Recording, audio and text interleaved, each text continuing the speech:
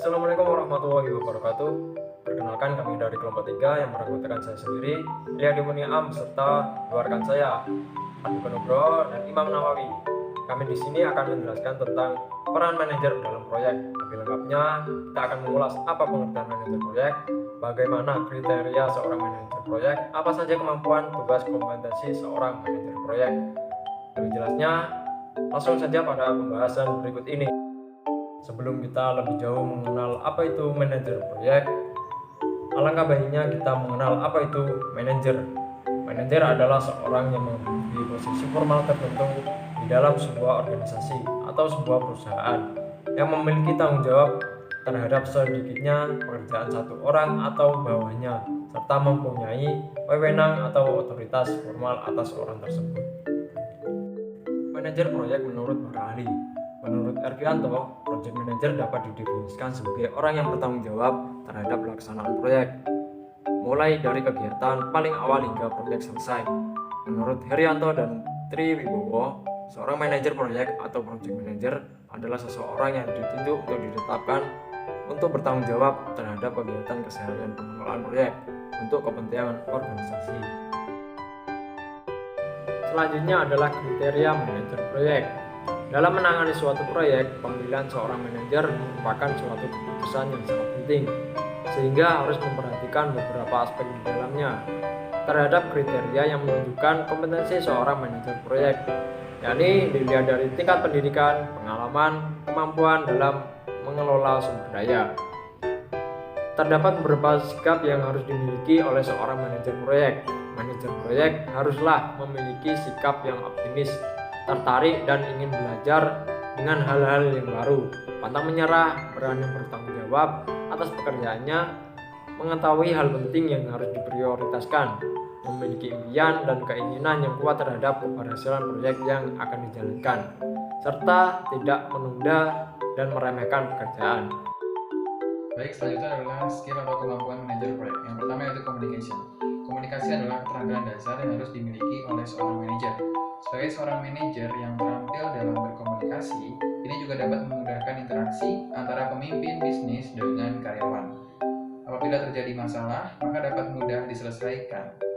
Yang kedua yaitu problem solving and decision making. Seorang manajer harus dapat mencari solusi ketika terjadi suatu masalah. Selanjutnya harus bisa mengambil keputusan.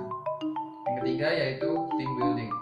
Membangun tim adalah aktivitas yang dilakukan manajer untuk membangun hubungan sosial. Dengan adanya team building, diharapkan terciptanya chemistry antara anggota satu dengan yang lainnya. Yang keempat, conflict resolution. Seorang manajer harus mampu mengatasi masalah utama yang muncul pada bisnis atau proyek. Yang kelima, planning dan goal setting. Seorang manajer harus bijak dan teliti dalam merencanakan, agar apapun yang telah dirancang dapat berjalan sesuai dengan rencana.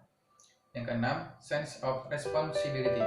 Jika terjadi suatu masalah dalam suatu proyek, maka yang bertanggung jawab adalah manajer. Manajer juga bertanggung jawab untuk memimpin proyek dalam aspek keseluruhan. Yang ketujuh yaitu time management. Seorang manajer harus mampu mengatur waktunya dengan baik dan tidak menunda pekerjaan. Yaitu tugas dan tanggung jawab manajer proyek. Yang pertama, memimpin dan melaksanakan proyek sesuai rencana. Pelaksanaan proyek harus sesuai dengan rencana agar dapat selesai dengan tepat waktu. Dalam pelaksanaan tugas ini, manajer proyek memperhatikan kepentingan perusahaan, kepentingan pemilik proyek, peraturan yang berlaku, dan situasi lingkungan di sekitar proyek. Yang kedua, manajer proyek bertanggung jawab terhadap semua kegiatan dan mampu mengelolanya. Dalam pelaksanaan proyek, terdapat berbagai macam kegiatan. Manajer proyek bertanggung jawab atas kegiatan itu semua. Yang ketiga, dapat mengontrol proyek dengan baik. Manajer proyek harus dapat memonitor asumsi-asumsi yang dipergunakan dan harus menjadi orang pertama yang mengetahui jika terjadi penyimpangan dari perencanaan dan dapat mencari jalan keluarnya. Baiklah, selanjutnya kita akan membahas mengenai pemetaan kompetensi manajer proyek. Kompetensi manajemen proyek telah menjadi sebuah wacana yang terus diperhatikan mengingat SDM menjadi sebuah faktor penentu keberhasilan atau kegagalan di dalam sebuah proyek. Menurut Crawford, pentingnya manajemen proyek sebagai strategi untuk mencapai tujuan bisnis dibuktikan dengan cara diterapkan secara luas dan meningkatnya aplikasi di dalam sektor industri yang berkembang dan dengan memenuhi tuntutan yang kuat dari manajer proyek yang efektif. Tuntutan itu dapat dipenuhi dengan cara meningkatkan pengetahuan dan kemampuan yang memiliki standar tertentu untuk dapat menghasilkan kinerja manajer proyek yang efektif. Yang dalam hal ini lebih menekankan peningkatan kompetensi dari manajer proyek tersebut. Menurut Crawford, ada dua sudut pandang dalam mendefinisikan kompetensi. Yang pertama, yaitu dari sudut pandang atribut atau lebih dikenal dengan base competency approach, yang lebih dikembangkan di Amerika Serikat.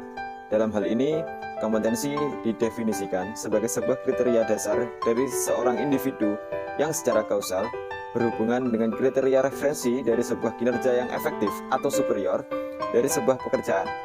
Kemudian yang kedua, dari sudut pandang kinerja atau lebih dikenal dengan performance-based faculty approach yang lebih dikembangkan di Inggris, Australia, Selandia Baru, dan juga Afrika Selatan. Kompetensi ini diekspresikan dalam sebuah acuan dari sebuah fungsi dari pekerjaan dan standar sebuah kinerja pekerjaan yang harus dicapai.